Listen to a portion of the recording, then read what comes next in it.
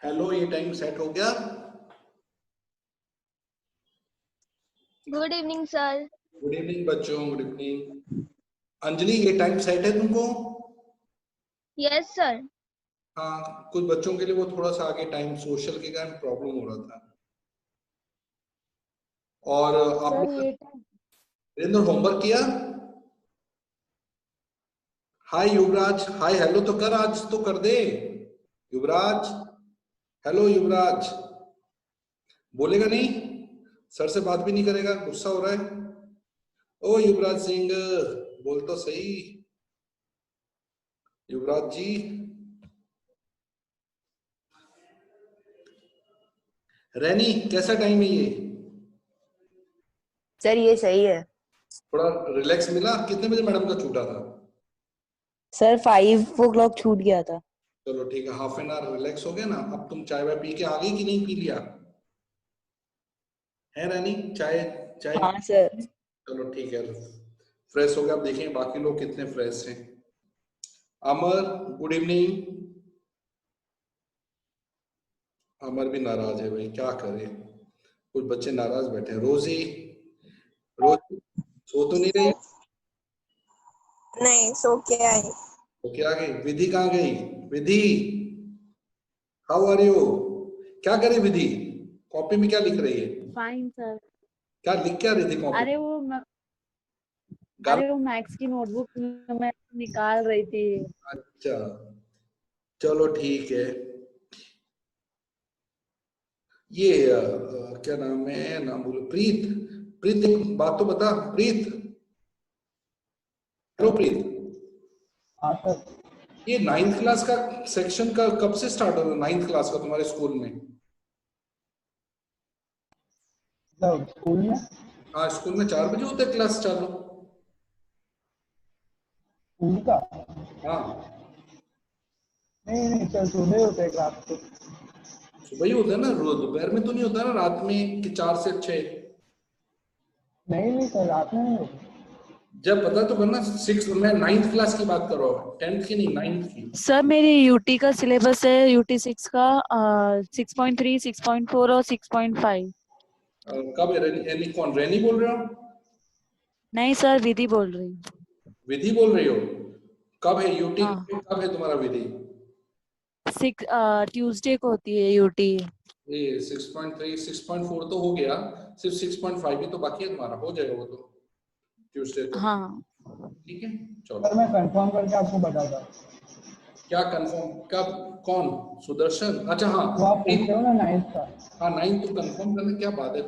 कुछ बच्चे 9th के ऐसा रीजन बता रहे हैं, मतलब पूछ लेना एक बार। चलो अच्छा बच्चों, मैंने आप लोगों को लास्ट टाइम जो और डिस्कस सर किया। आज की यूटी में मार्क्स आए 5 में से 4। किसमें? अब मैथ्स में सबका 5 मार्क का एमसीक्यूज होता है ना, तो मैथ्स में 5 में से 4 आए। वाह बीड़ी, आप तो मिठाई खिला, इतना अच्छा लेकर आई है। बढ़िया लाई, वेल डन।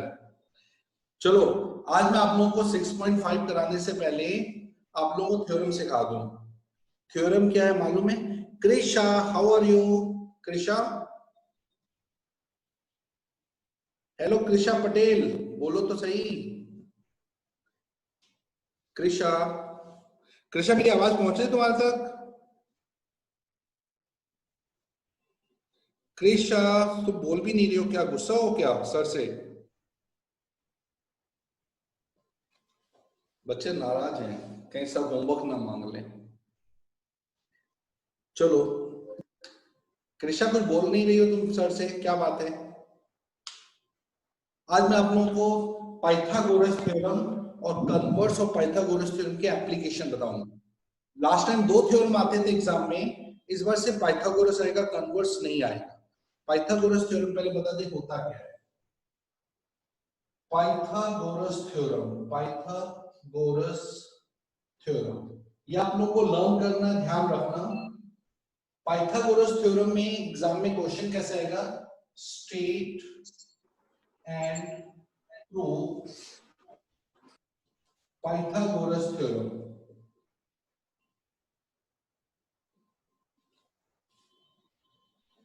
बता सकते हो कोई पाइथागोरस थ्योरम होता क्या सुदर्शन?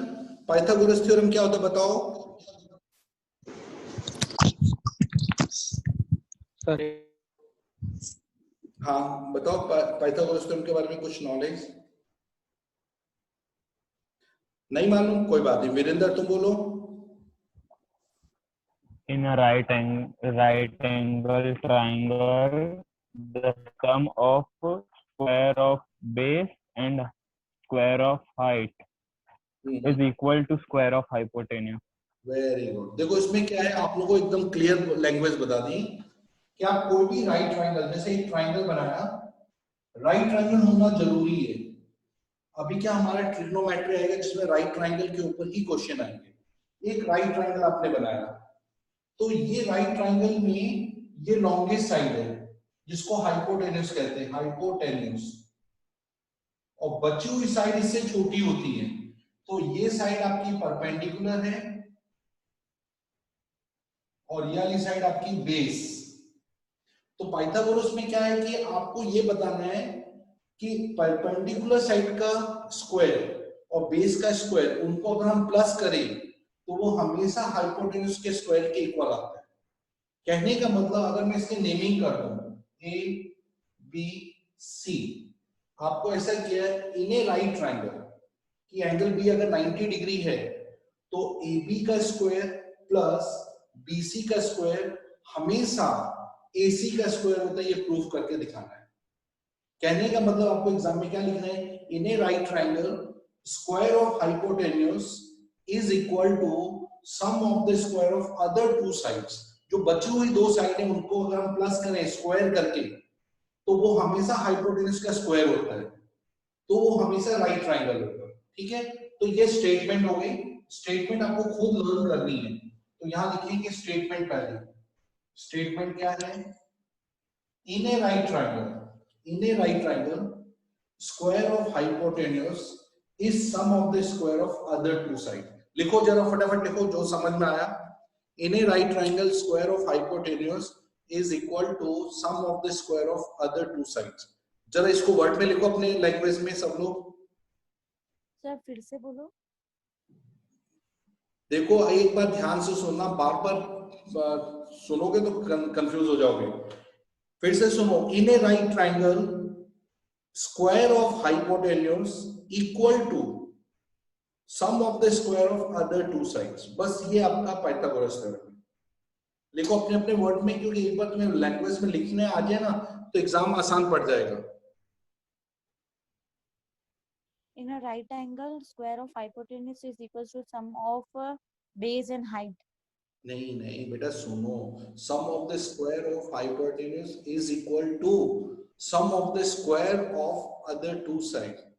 सम of the square of other two side, जो बची हुई दो साइड है जो हाइपोटेन्यूस से छोटी है। Sum of the square of other two side, बस इतना लिखोगे पाइथागोरस हो गया। अब ये चीज हमें प्रूफ करके दिखाना एग्जाम में, यही हमारा पाइथागोरस है। तो मैं देखो पूरा स्टेटमेंट के साथ आपको प्रूफ दिखा रहा हूं। सबसे पहले देखो ये, सबसे पहले आपने डायग्राम बना लिया, एक राइट ट्राइंगल बना लिया ए बी सी। ये राइट एंगल तो हमने यहां गिवन लिख दिया। गिवन में हमें क्या लिखना है, in triangle A B C angle B is 90 degree. बस इतना गिवन हो गया। टू प्रूव हम क्या वेरीफाई करने वाले हैं, टू प्रूव उसमें लिखा AC square equal to AB square plus AC square. Very good, AB square plus BC square. BC और AB अदर साइड है और AC आपका हाइपोटेन्यूस हो गया। कंस्ट्रक्शन, अब यहां हम एक कंस्ट्रक्शन करके प्रूफ करेंगे। यहां से हमारा कंस्ट्रक्शन चालू, यहां से एक अल्टीट्यूड बना दो परपेंडिकुलर, इसका नाम आप डाल दो D, या लिखो BD परपेंडिकुलर टू AC। बस ये कंस्ट्रक्शन कर दिया। अब देखो आपके पास 3 ट्राइंगल राइट ट्राइंगल है। रैनी बताओगे कौन से 3 राइट ट्राइंगल है आपके पास? सर मैं बताऊं? रैनी बताओ कौन से 3 राइट ट्राइंगल है? सर एक ABD, दूसरा BDC और तीसरा ABC full triangle. Very nice. तो ये आपके 3 राइट ट्राइंगल हैं, जो 2 छोटे राइट ट्राइंगल और एक बड़ा राइट ट्राइंगल। आपको क्या करना है, क्वेश्चन में AC स्क्वायर प्रूव करना है। तो AB स्क्वायर रिपीट हो रहा है। देखो ABD ट्राइंगल में भी AB आ रहा है और ABC फुल ट्राइंगल में भी ABD आ रहा है, मतलब AB आ रहा है। तो हमें AB स्क्वायर कब मिलेगा? जब हम ABD और ABC ट्राइंगल को सिमिलर करेंगे। मैंने आप लोगों को बताया था कभी भी आपको सिमिलर करेंगे तो आपको क्रॉस मल्टीप्लाई करने से स्क्वायर आ जाता है। तो आप सबसे पहले कंपेयर करेंगे यहाँ पर in triangle ABD and triangle ABC। एक ये छोटा राइट ट्राइंगल को बड़े राइट ट्राइंगल से जिसमें AB रिपीट हो रहा है। अब इसमें 2 एंगल सिर्फ आपको इक्वल कर रहे हैं। विधि बताओ कौन से 2 एंगल इक्वल है? B और D। एंगल, बेटा नाम एंगल, एंगल का मतलब BD साइड हो जाता है। एंगल A छोटे में भी आ रहा है, देखो फुल ट्राइंगल में भी एंगल A आ रहा है, तो हमने लिखा angle A equal to angle A, common angle आ गया। देखो छोटे ट्राइंगल में देखो एंगल A आ रहा है, फुल ट्राइंगल में भी एंगल A आ रहा है, तो यहाँ लिखा कॉमन एंगल, यहाँ कॉमन एंगल डाल दिया। अब इसके बाद हमने आगे छोटे ट्राइंगल में D90 आ रहा है, बड़े वाले में एंगल B90 आ रहा है, तो हमने यहाँ लिखा angle D equal to angle B each 90 degree. तो 2 एंगल इक्वल हो गए, अब सिमिलर हो गए। Therefore triangle ABD similar to triangle A के साथ A आ रहा तो A के साथ A लिखा, D के साथ B आ रहा तो D के साथ B, थर्ड C बच गया, C को मिडल में डाल दिया और रूल डाल दिए। कौन से रूल से किया? 2 एंगल को कंपेयर किया। याद है बच्चों, समझ में आया मैंने कैसे सिमिलर किया? अब अरेंज करो AB। सर सिर्फ आपने इसको कॉन्ग्रुएंट ही प्रूव किया है ना? बेटा सिमिलर एंगल सिमिलर हो, कॉन्ग्रुएंट नहीं है। AB के नीचे आपने AC रेशियो बना रहे हैं, AB अपॉन AC। BD के नीचे हमने CB रखा और AD के नीचे AB रखा। ये हमारा CPST, corresponding part of similar triangle. कभी भी हम रेशियो बना रहे हैं तो हम सिमिलर बना रहे हैं, ठीक है। अब हमको क्या चाहिए? AB स्क्वायर चाहिए। एक AB यहाँ आ रहा है, एक AB यहाँ आ रहा है, तो आप क्या करो, पहले फर्स्ट रेशियो और लास्ट रेशियो को कंपेयर कर दो। AB upon AC, AD upon AB, cross multiply, AB into AB, AB square हो गया। यहाँ क्रॉस किया, AC इंटू AB। ये इक्वेशन नंबर 1 करके आपने छोड़ दिया कि AB स्क्वायर की वैल्यू हमको मिल गई है। अब हमको BC स्क्वायर चाहिए। चलो BC स्क्वायर के लिए ओम ये बताओ BC स्क्वायर कौन कौन से ट्राइंगल को कंपेयर करने से आएगा? ओम बताओ कौन से ट्राइंगल को कंपेयर करें जिससे BC स्क्वायर आएगा?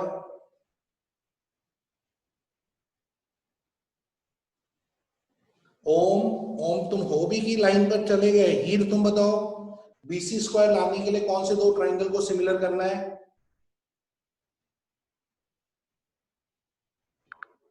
सर ABD और BDC। ABD को नहीं बेटा, इसमें AC BC आ ही नहीं रहा है। BCD और ABC फुल ट्राइंगल जिसमें BC आ रहा है और BCD ट्राइंगल में BC आ रहा है, तो आपको BCD और BCA। BC देखो किस किस ट्राइंगल के पार्ट्स हैं, एक BCD में आ रहा है BC, एक BCA में आ रहा है BC, तो आपको कंपेयर करना है BCD and triangle BCA full triangle. अब देखो छोटे ट्राइंगल और बड़े ट्राइंगल के अंदर एंगल C कॉमन है, C छोटे में भी आ रहा है बड़े में भी आ रहा है, तो आपने लिखा angle C equal to C common angle आ गया। दूसरा छोटे ट्राइंगल में एंगल D90 आ रहा है और बड़े ट्राइंगल को देखो तो एंगल B90 आ रहा है, तो angle D equal to angle B each 90 degree. सिर्फ 2 एंगल इक्वल करने होते हैं सिमिलर ट्राइंगल्स में। अब इसके बाद अब अरेंज करना है, आपने BCD लिख दिया, सिमिलर टू अरेंज, C के साथ C आ रहा है, मिडल में C है तो मिडल में C, D के साथ B आ रहा है, बच गया इसमें कौन सा A, तो A फर्स्ट में आ गया, तो BCD के करस्पॉन्डिंग पार्ट है ACB, और रूल कौन सा अप्लाई किया, एंगल, दो एंगल इक्वल की। अब हमको क्या करना है, रेशियो बनाना है, BC के साथ AC, CD अपॉन CB और BD अपॉन AB, ये हमारे CPST से दो पार्ट्स बन गए। अब इसमें कंपेयर करना, देखो आपको BC स्क्वायर चाहिए तो एक BC यहाँ है, एक BC यहाँ है, ये दोनों पार्ट लेकर क्रॉस मल्टीप्लाई, तो BC upon AC, CD upon CB, cross multiply किया, BC square is AC into CD, ये हमारी सेकेंड इक्वेशन में आके छोड़ दी कि BC स्क्वायर की जो वैल्यू आई है वो AC इंटू AD आ रहा है। देखो इसको ऊपर लिख देते हैं, BC स्क्वायर इक्वल टू, अब ये तो गिवन कंस्ट्रक्शन आपने लिख लिया, यहां लिख लेते हैं, तो BC square equal to AC into CD, ये इक्वेशन सेकंड आपकी आ गई। अब हमको प्रूफ क्या करना है, BC स्क्वायर और AB स्क्वायर को प्लस करके देखना है उसका रिजल्ट क्या आ रहा है, तो हमने लिखा adding equation first and equation second. First equation में AB स्क्वायर, उसको ऐड किया सेकंड इक्वेशन में BC स्क्वायर के साथ। फर्स्ट में AB स्क्वायर का रिजल्ट है AC into CD added with AC into AD है, सॉरी CD नहीं AD, और इसमें AC इंटू CD, ये हमने AB स्क्वायर और BC स्क्वायर को दोनों को ऐड किया। अब यहां देखते हैं रिजल्ट्स क्या है, दोनों इक्वेशन में आप देखोगे तो AC कॉमन आ रहा है, आपने AC को कॉमन ले लिया, ब्रैकेट के अंदर AD प्लस CD, देखो यहां से AC कॉमन निकाला, यहां ब्रैकेट में AD प्लस CD आया। अब यहां देखते हैं AD और CD को ऐड करने से पूरा AC आ रहा है हमारे, देखो AD प्लस CD, इन दोनों को प्लस करने से AC आ रहा है, हमने यहां लिखा AC, इसका भी वैल्यू AC आ रहा है, AC इंटू AC स्क्वायर, तो यह हमारा थ्योरम प्रूव हो गया कि AB square plus BC square is AC square. देख लो बच्चों, आप लोगों को ये पूरा थ्योरम समझ में आया कि नहीं आया, एक बार पूरा देख लो, और जो पॉइंट आपको समझ में नहीं आया वो मेरे को डिस्कस करो, पूरा देख लो। स्टेटमेंट आपको लर्न करनी है, given to prove, construction, then proof, proof के बाद क्या क्या प्रूफ में चाहिए और कैसे उसको हमें एडजस्ट करना है, चेक कर लो, जो स्टेप नहीं आया मेरे को पूछो, फटाफट देख लो एक बार। सर अपने दोनों ट्रायंगल्स को, क्या बोल बेटा, क्या बोल रहे हो? सर वो लास्ट इक्वेशन आपने कैसे लिखी है, वो दिखाओ ना।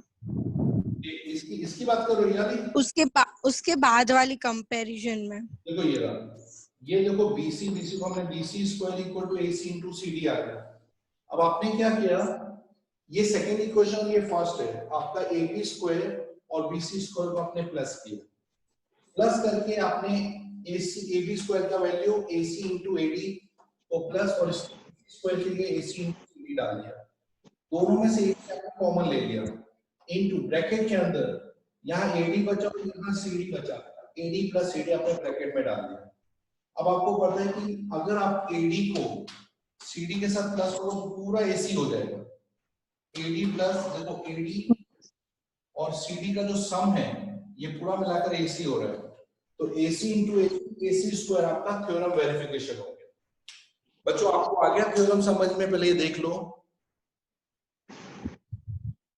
और फिर भी नहीं आएगा तो आप लोग क्या करना, टेक्स्ट बुक में लिखा हुआ है, लेकिन टेक्स्ट बुक में इतना डिटेल नहीं दिया है, शॉर्टकट्स में डाला तो आप लोगों को फिर वो पता नहीं चले या नहीं, या RD शर्मा में देख लेना।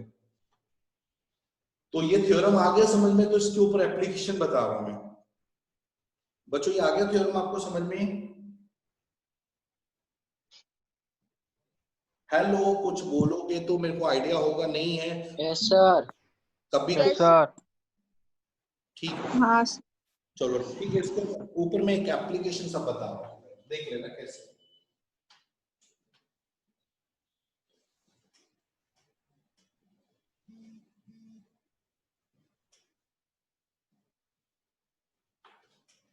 जैसे अभी आपने ये थ्योरम किया, अब इसके ऊपर जैसे क्वेश्चन आपको पूछे, देखो जैसे आपने प्रूफ पाइथागोरस थ्योरम किया, इसी ढंग से इसका कन्वर्स है। कन्वर्स का थ्योरम नहीं है लेकिन इसका एप्लीकेशन आ रहा है। कन्वर्स में क्या है, आपको 3 साइड्स दी होंगी, एक जैसे आपको दिया 3 4 5, 3 4 5, एक ट्राइंगल के 3 साइड है 3, एक 3, एक आपको 3 दिया, एक 4 दिया, एक 5 दिया। आपको बोला क्या ये राइट ट्राइंगल बना रहे हैं कि नहीं बना रहे हैं, तो आप देखो उसमें सबसे लंबी साइड है 5, आप 5 का स्क्वायर अलग कर दो और उसका आंसर आया 25। फिर 3 स्क्वायर और 4 स्क्वायर को आपने प्लस करके देखना, 9 प्लस 16, ये भी 25 दे रहा है। यानी बड़ी साइड का स्क्वायर इक्वल टू छोटी साइड के स्क्वायर का सम है, तो इसमें हमेशा ये राइट ट्राइंगल बनेगा। और राइट ट्राइंगल हम बना देंगे, इसको 5, इसको 3, इसको 4, और ये राइट एंगल जो 5 के सामने एंगल बनेगा वो राइट एंगल बन जाएगा। यानी इसको क्या एग्जाम में पूछते हैं, क्या ये राइट ट्राइंगल के पार्ट्स हैं, तो आपको इस तरह से चेक करना है। जैसे मैं आपको दे रहा हूं, क्या 5 12 13 राइट ट्राइंगल के पार्ट्स हैं, जब चेक करके देखो 5 12 13 राइट ट्राइंगल के parts. Yes sir. Yes sir है, क्योंकि इसका 169 आता है। हाँ, अगर ये राइट ट्राइंगल के पार्ट्स हैं तो कौन सा एंगल राइट एंगल होगा, 5 के अपोजिट, 12 के अपोजिट या 13 के अपोजिट? 13 के अपोजिट।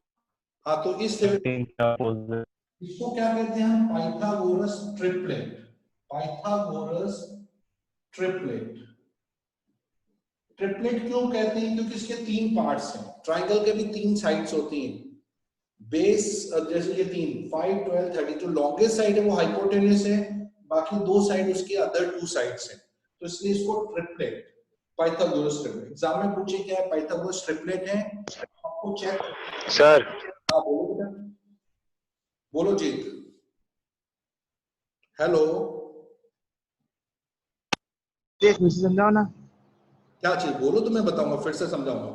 देखो 5 12 स्टार्टिंग से नहीं, राइट ट्राइंगल बना रहे हैं या नहीं, एग्जाम में पूछते हैं क्या बना रहे हैं कि नहीं, तो आप क्या करोगे, जो लॉन्गेस्ट साइड है उसका स्क्वायर निकालो, 169 आया, और 2 छोटी साइड का स्क्वायर निकाल के ऐड करो, 25 प्लस 169 नहीं 144, ये 169 आ रहा है, इसका स्क्वायर इन दोनों के स्क्वायर का सम आ रहा है, दोनों की वैल्यू सेम आ रही है, यानी 13 का स्क्वायर 12 स्क्वायर प्लस 5 स्क्वायर आ रहा है।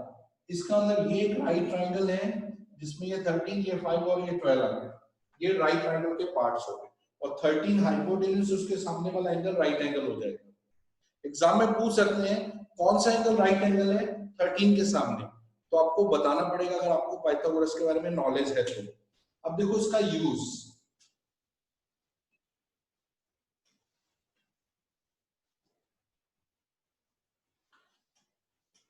देखो ये आपका क्वेश्चन है, एक आइसोस्केलेस ट्राइंगल दिया हुआ है ए बी सी, ये दोनों साइड इक्वल है और एंगल बी राइट एंगल है। आपको प्रूफ करना है, you have to prove AC square is 2 time AB square, ये प्रूफ करके दिखाओ। To prove AC square equal to 2 times AB square, क्या कर सकते हो आप लोग प्रूफ? Yes sir. या करके देखो हो रहा है कि नहीं, नहीं हो रहा है तो मैं प्रूफ करके देता हूं। वो इक्वल साइड्स में गिवन है ना सर? आइसोस्केलेस दिया ना, दोनों साइड इक्वल है, AB इक्वल टू BC। हाँ हो जाएगा। हुआ कि नहीं पहले चेक कर लो आप लोग।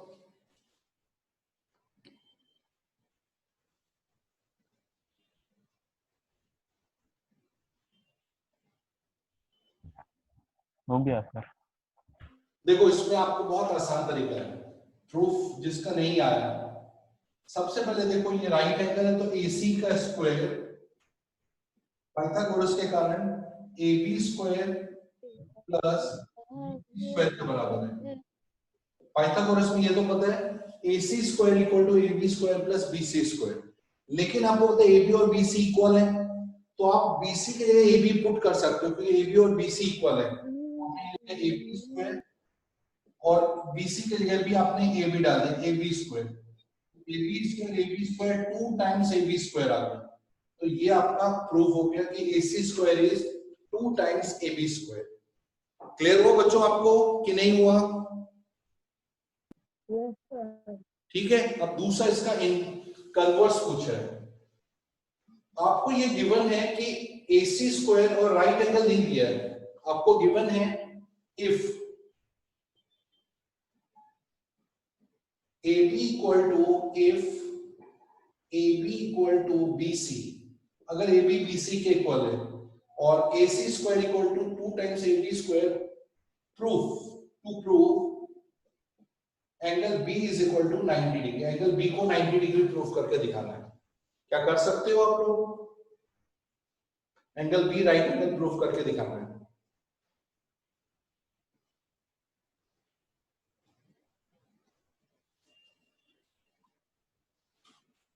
बच्चों आप लोग कर सकते हो कि नहीं, तो मैं आपको हेल्प करूं? यस सर, कर सकते हैं। देखो राइट एंगल प्रूफ हुआ कि नहीं, चेक करो। सर हो गया। गुड। देखो अब मैं जिसको नहीं हो मैं बता दूं, प्रूफ में सबसे पहले कंडीशन जो दी है AC square is 2 times AB square, इसको यूज करो। 2 टाइम्स AB स्क्वायर का मतलब AB square plus AB square, 2 बार लिख दिया, लेकिन एक आपको पता है AB यहां लिखा हो BC के बराबर, तो AB के एक AB को BC स्क्वायर में बदल दिया, यानी AC square AB square plus BC square का सम है, तो आपको पता है एक साइड का स्क्वायर बाकी दो साइड के स्क्वायर का सम है, तो इसमें converse of Pythagoras theorem by converse of Pythagoras theorem, जो भी लॉन्गेस्ट साइड है वो AC, तो AC के अपोजिट जो भी एंगल आएगा वो राइट एंगल हो जाएगा, therefore angle B is 90 degree, hence proof. ये आपका प्रूफ होना चाहिए, अगर ये प्रूफ है तो AC के सामने वाला एंगल हमेशा राइट एंगल आएगा, ये कन्वर्स ऑफ पाइथागोरस है। बच्चों ये समझ में आया कि नहीं आया, पहले ये बताओ आप लोग, तो मैं आगे बढ़ूं, नहीं तो आप लोग प्रॉब्लम में फंसोगे। आ गया सर। ठीक है, अब देखो नेक्स्ट क्वेश्चन देखो। सर ये तो हट गया। हाँ बेटा, नहीं वो हटेगा नहीं, वो BC के AB पुट कर दिया और पाइथागोरस का कन्वर्स में बताया मैंने। सर ये तो हट गया था ना, कन्वर्स ऑफ बीपी, वो ये तो नहीं आ रहा था ना पाइथागोरस वाला कन्वर्स। लेकिन इसकी एप्लीकेशंस आएंगी, उसमें जरा ध्यान से देखना, थ्योरम नहीं प्रूफ करने के लिए बोला है, एप्लीकेशन तो आएंगे ना, एप्लीकेशन किसने मना किया? आप ध्यान से देखो, पहले एग्जाम में थ्योरम भी बोला था, थ्योरम भी पूछेंगे, लेकिन थ्योरम अब हट गया है, उसकी एप्लीकेशन आएंगी। चलो आगे देखते हैं, यहां पर नेक्स्ट क्वेश्चन आपको दिया है, एक पोल दिया है AB, ये आपको दिया है 5 सेंटीमीटर का, दूसरा पोल दिया है आपको 11 सेंटीमीटर, इनके बीच में जो डिस्टेंस है, दोनों पोल परपेंडिकुलर है, CD पोल दिया 11 सेंटीमीटर, इसके बीच में डिस्टेंस आपको 12 सेंटीमीटर दिया है, आपको दोनों पोल के जो टॉप हैं उनके बीच में डिस्टेंस फाइंड करना है, AD कितना लेंथ का वो कैलकुलेट करके बताना है, AD का लेंथ कितना होगा।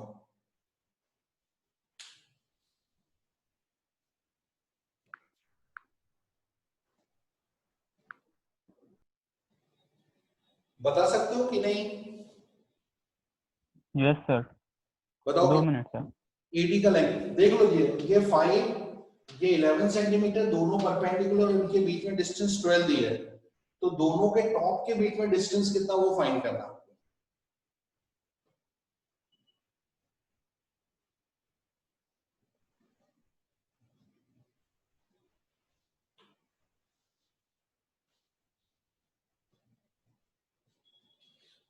अच्छा 6.4 में किसी के डाउट तो नहीं थे? लास्ट टाइम मैंने पूछा नहीं, किसी डाउट तो नहीं है?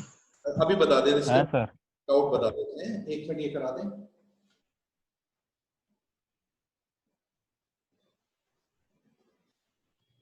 चलो किसी का आंसर निकला इसका, AD का लेंथ कितना आएगा?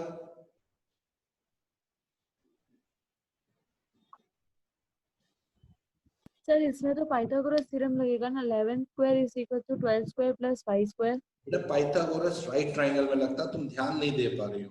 राइट ट्राइंगल, ट्राइंगल बोला है, राइट ट्राइंगल। ट्राइंगल कहाँ है आपका? 11 में कहाँ ट्राइंगल बन गया? देखो उसको करने का तरीका बता देता हूँ। BC के पैरेलल AC से परपेंडिकुलर लाइन बना दो, इसका नाम M डाल दिया। आपको पता है ये एक छोटा सा पैरेललोग्राम रेक्टेंगल बन गया, तो अपोजिट साइड्स आर इक्वल। ये 12, ये 5, ये 5 हो गया। अब आपको पता है ये 11, ये 5, तो ये कितना होगा? DM कितना होगा? 4 11 में से 5 6 कितना आएगा? चलो इसको मैं थोड़ी देर ये चलो 5 है, तो ये कितना है? 6 आ गया आपके पास। अब यहाँ देखो ये राइट ट्रायंगल बन गया। पाइथागोरस से हम AD ढूंढ सकते हैं क्योंकि राइट ट्रायंगल बन गया हमारे पास। तो हमने लिखा AD square is equal to 6 square plus 12 square. Right triangle होना चाहिए, क्वाड्रिलेटरल नहीं होना चाहिए। 6 का 36, 12 का 144, 0 8 180 AD स्क्वायर, और AD is equal to root of 180। 180 का आपने प्राइम फैक्टर्स किया, 290, 245, 315, 35, 51, 2 का पेयर, 3 का पेयर, 6 रूट 5।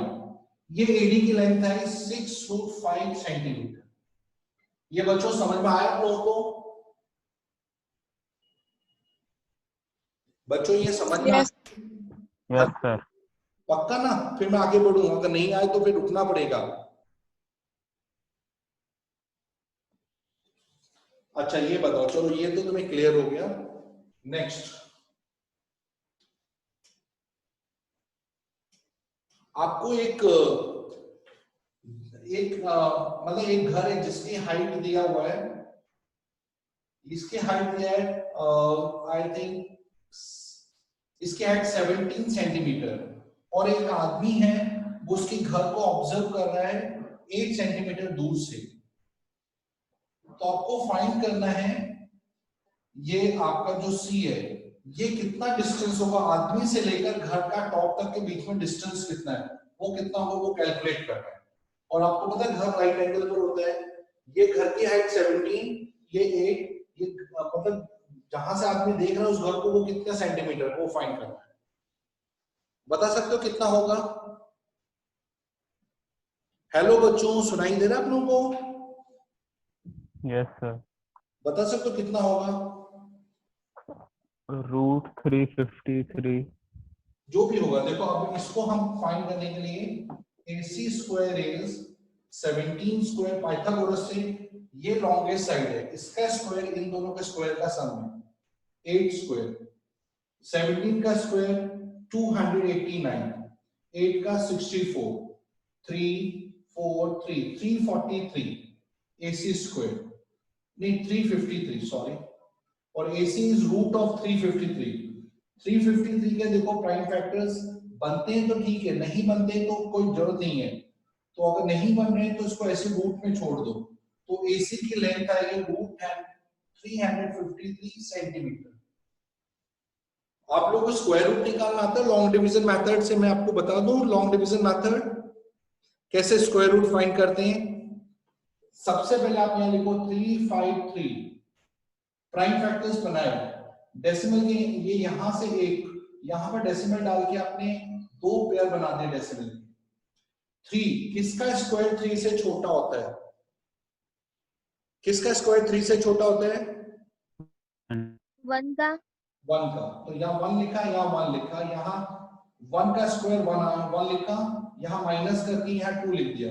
फिर 5 3 एक साथ उतार लेने दो, और इसमें जो हमारा 1 था 1 ऐड कर देना, यहाँ 2 आ गया। अब यहाँ पर आपको नंबर 0 से लेकर 9 तक पुट करने, मतलब चेक करना है। जैसे आपने यहाँ पुट किया 5, तो 25 को 5 से ही मल्टीप्लाई, 5 5 जा 25, 5 2 जा 10, 125 इससे छोटा आ रहा। तो हमने यहाँ पर 9 पुट करके चेक किया, 9 9 जा 81, 8 9 2 जा 18 और 8 26, इससे बड़ा आ रहा है। तो हमने 8 पुट करके चेक किया, 8 8 8 जा 64, 6 8 2 जा 16 और 6 22, ये से छोटा है तो यहाँ हम 8 लिख देंगे, और इससे माइनस किया 13 माइनस 4 9 4 1। अब डेसिमल उतार के हमने 2 डिजिट्स यहाँ ले लिए, और 28 में 8 ऐड किया 36 सॉरी। अब फिर से वही प्रोसेस, पीछे एक नंबर लेना है, वो नंबर जैसे आपने पीछे लिया 365, 5 से ही मल्टीप्लाई करना है, 5 5 से 25, 5 6 से 30, 32 3, 5 से 15 और 3 18। इसके क्लोज आ रहा है तो आप यहाँ क्या लिखेंगे 5, 1825 5 7, फिर 2 डेसिमल लिए 0 0, यहाँ पर 5, यहाँ 5 ऐड कर दिया इसमें 0 7 3 70। अब यहाँ हम 2 के अलावा कोई ऑप्शन नहीं देखा क्यों 2, तो राउंड फिगर में इसका 18.5 इसका लेंथ आ रहा है, हाइपोटेन्यूज। ठीक है बच्चों, समझ में आया आपको जो मैंने बताया? अच्छा आप लोग बताओ 6.4 में कौन से क्वेश्चन जो तुम लोग नहीं कर पाए हो, डिस्कस कर लेते हैं। फटाफट बताओ कौन कौन से क्वेश्चन आप लोगों को नहीं आए। 7 सर थर्ड क्वेश्चन, एक मिनट में देखो, थर्ड क्वेश्चन करा तो दिया था सर मैंने, फिर भी देख लेता हूँ थर्ड क्वेश्चन। 6.4 एक्सरसाइज सब लोग निकाल लो, उसका क्वेश्चन नंबर 3, जिसके अभी भी बाकी है प्लीज 6.4 कर लेना, डाउट निकाल के रखो, क्योंकि अभी मैं ज्यादातर टेक्स्ट बुक से ज्यादा लूंगा, क्योंकि आप लोगों की टेक्स्ट बुक क्लियर नहीं लग रही मेरे को। इसका थर्ड क्वेश्चन देखो, थर्ड क्वेश्चन देख लेते हैं।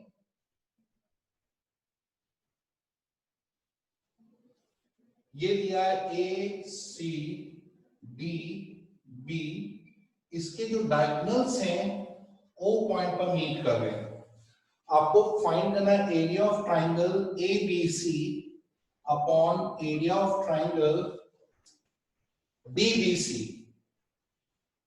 मतलब ए बी सी वाला ट्राइंगल इसका एरिया और डी बी सी वाला इसका एरिया, इन दोनों को हम डिवाइड करते हैं तो उसका रेशो एओ अपॉन ओडी आ रहा है।